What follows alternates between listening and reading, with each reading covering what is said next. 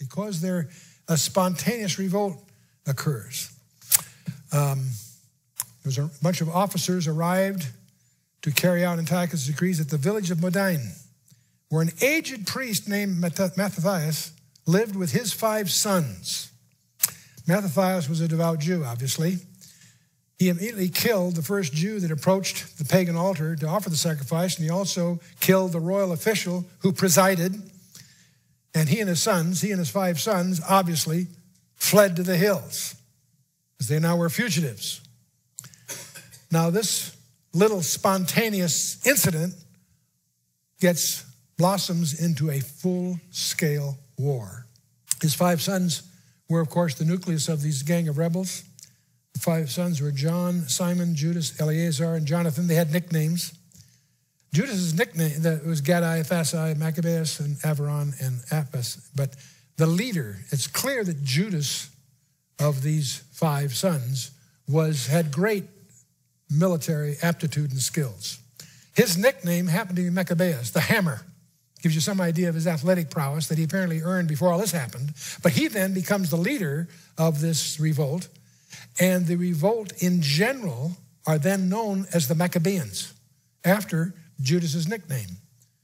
Their last name really had to do with Hasmoneans. Some people can't link up. Why did the Maccabean revolt, which was successful, lead to the Hasmoneans? That was the family name. The Maccabean is a nickname of Judas, who was the big leader here at the time. Matthias, the aged priest, soon died after their leaving the leadership in the hands of Judas. And so he was a brilliant guy. And this guerrilla war then turned into full military engagements, and they managed to defeat the more powerful Syrian armies. They actually threw off the yoke of the Seleucid Empire. And that leads to what's called the Hasmonean period. He did a lot of things. He captured Jerusalem. He rededicated the temple. It took 3 years.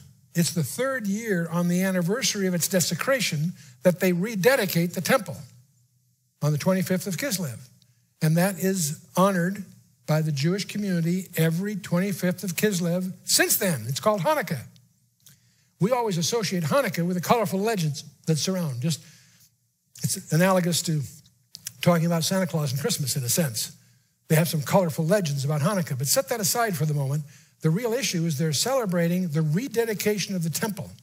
And it's authorized in the New Testament, by the way. In John chapter 10, verse 22, the New Testament makes allusion to Hanukkah. I think the Holy Spirit did that to make you do your homework on this background.